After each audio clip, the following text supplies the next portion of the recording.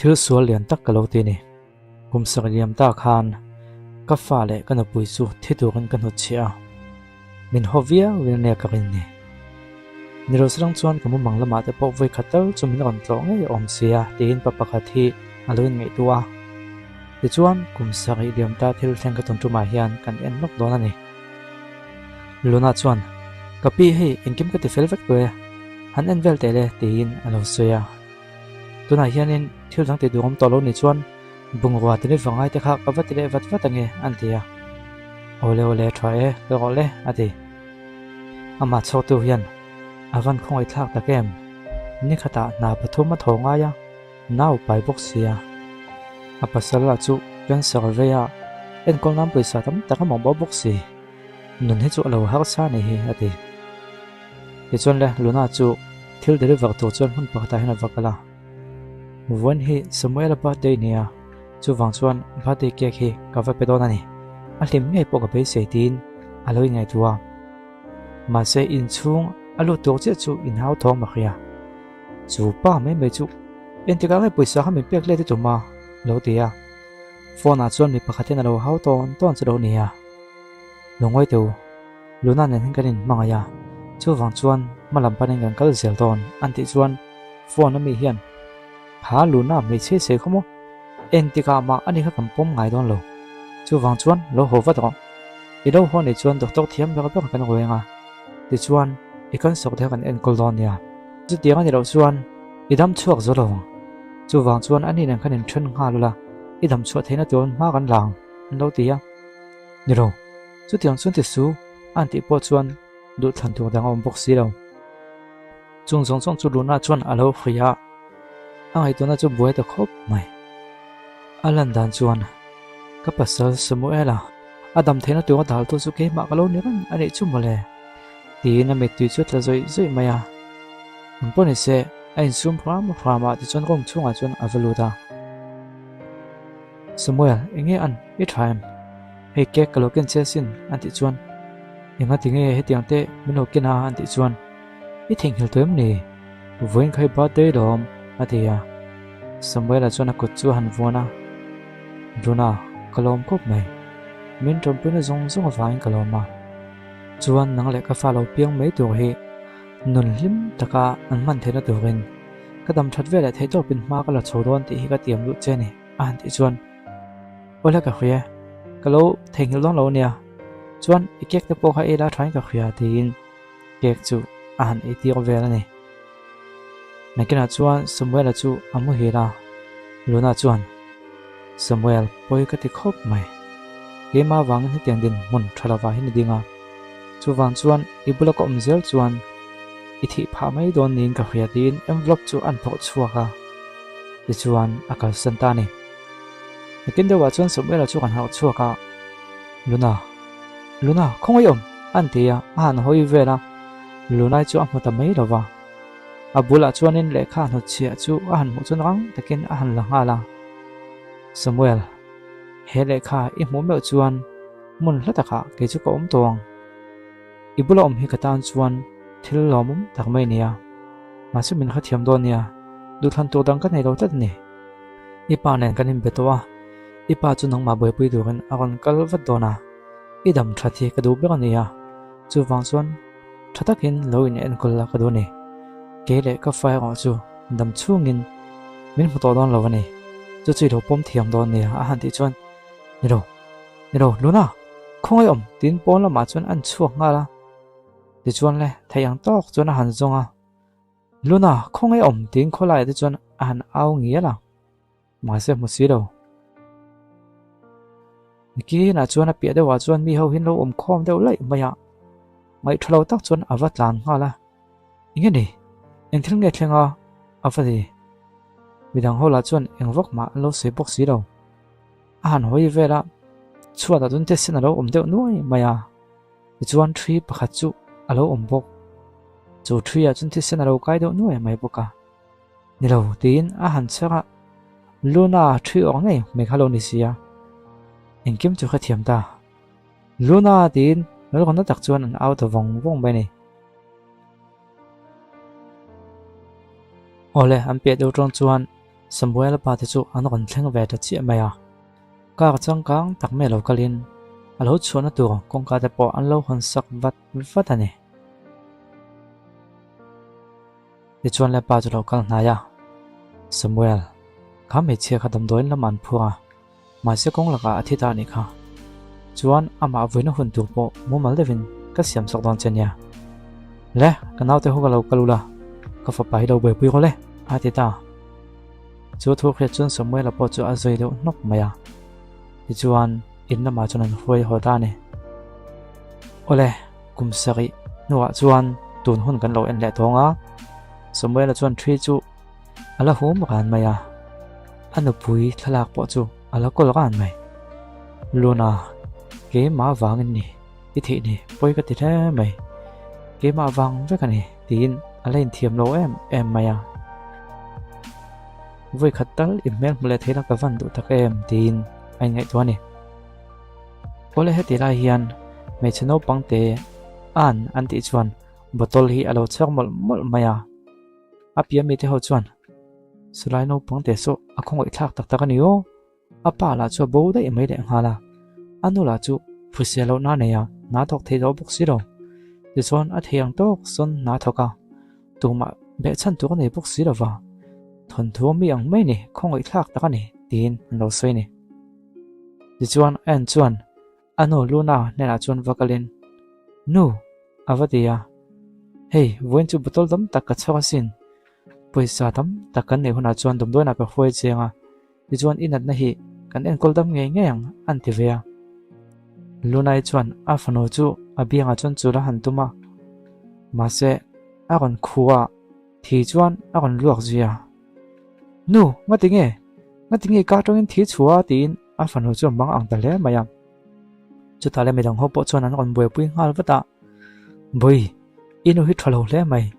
dam doina kang takin kan kal pui ngal ngai ni hi an ti ya o copy không ai takin men trom pui teu không ai takin ka pa men trom pui tu thu om box si lo wa ka no thi le zel chuan an ting aniang tin medang ho po chuan ti thu kang takin kal ngal wat me tengu dam doina khoi ngal wat dang tin dam doin lam pan chuan an nok ngal ta wat maya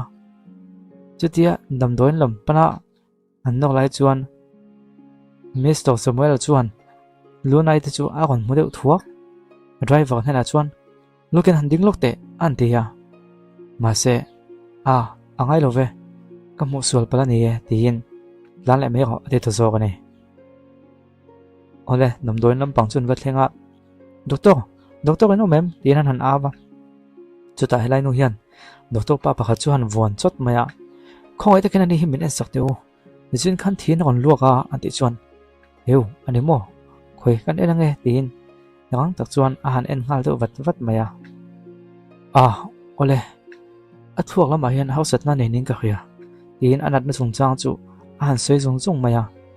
hetiang ni khoi lova om na chan te po an sei zung a en kol tok chuan zai ngai do na tin a zai thei tu tok te po a soi ma ko chu poisa tam taka ngai do na a chung te no mem a chung te a han ti chuan en chuan ke hi a fano ko ne a heng zong hi ka poisa khol ani ya tin a beka a thil khal na man poisa khol ve ang chu a gon pe chu kha khong ai takin kan do hi min chan him sak thengem an ti chuan doctor chuan boi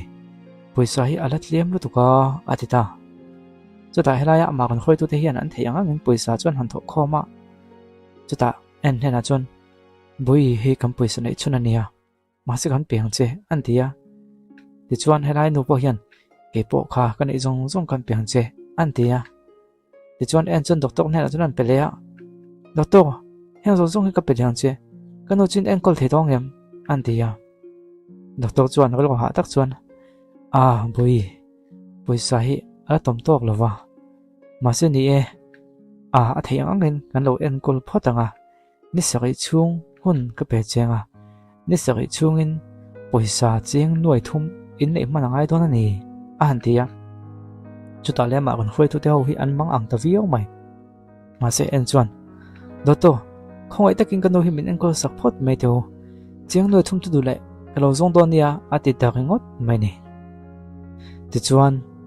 en chuan no melong ha khram khamang che pui sa to chiang noi thum chu ka wa zong nge tin pon lama chuan atlan chuak le ngal ta dei maya ti chuan le pon lama chuan en chuan botol an chau khom le than hem ngai takin boss dok te han zuara a thei dan da nem pui sa chu a han fom khoma a chang le kuta dowa chu tiang chuan rim takin pui sa tho chu dan tu chu a zong ta lau mai ni heti lai hian Mr. Samuel apo an pui thriok chu an hum rana angai tu na chu kal ding khop mai apa chu angkala Samuel inga tinge min ti thinga mi tu mem ni a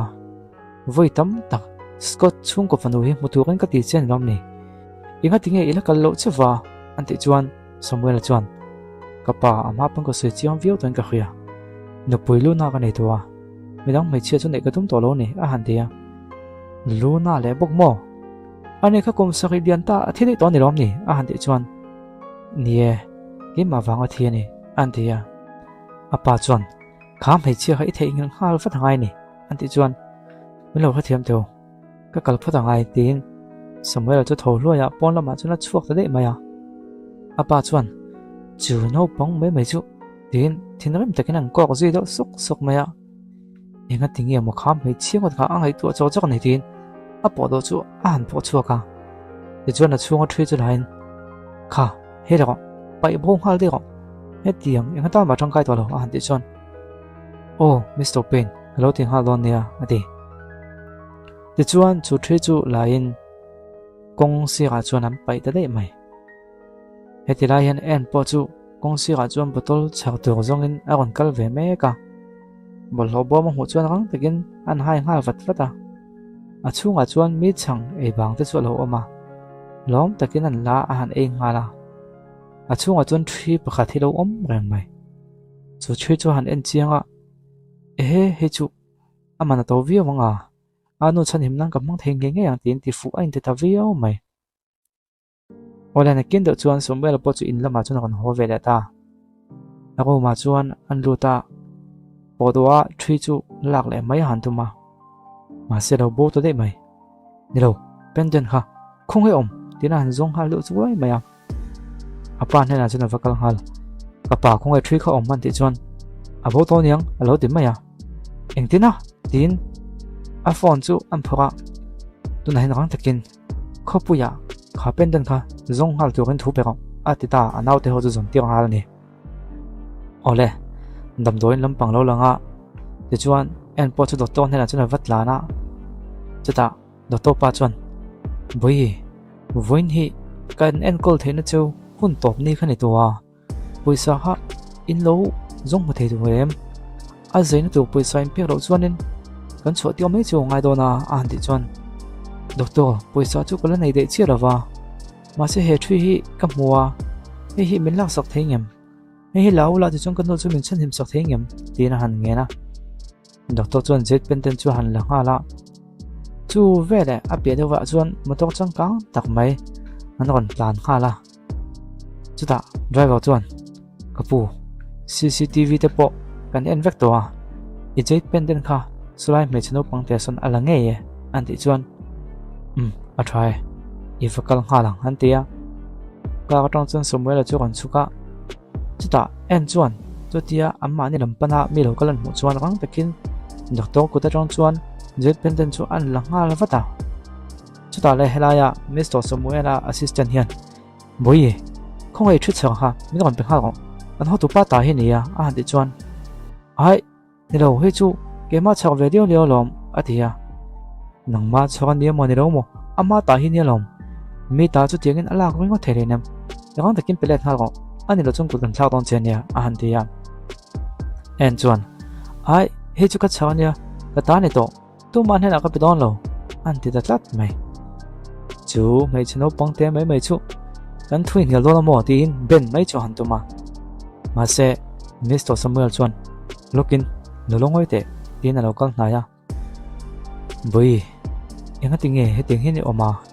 inu in thu thwa khun ngai lo chem ni mi thil hi kan chu sakmat tu ni henem anei tun hena kan pele le thin tu lom an ti chuan kapu kanu chuan chu tiang thil chu min khul ngai me lo an tia ani chuan hi pa pon khul ngai lo se ti nem ni ya an tia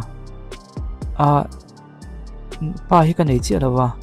ka te tongin ka pa hi ka khoi lawa adita chu te soita ka chuan Mr. Samuel po chuan poni se khoi ijeit pendant kha milo pe phot mai te anti chuan ai ka pe don lo che poisa min pek phat lo chuan ka pe don lo che ati ve da tlat mai poisa adita chuta assistant nela chuan Samuel chuan poisa chu kan latu kan antia khale poisa chu hi lala ti chuan min pe ole antia ai ka tiang za tha du lo chiang noi thumani ka du ni ati tatlat mai chuta le assistant chuan ho tu pa athil ti dam vel hi mirin tla ka ni lo mi bum mang ta kan hi a chiang rang mai ati ta chuta le Mr. Samuel po chu thinakim ta ngonga chan drama no pangte ilaka zangai na lan tir khatuma ma se tiang min nok lui ni chuan ichunga hen zangai na ka lan tir don mi ro ne a hantia ma se en chuan he pendant hi kanun na chan himnan man ka du ni antia chu tiang se buai ngai lo khoi milo pe hal mai te tin chu sak lui chu han tuma ma se a chu sak thei mai bik lawa en chuan akuta chuan se sak ji boka ma se chu sak ta tho annam thu thuai maya chuta le en chu trap chungin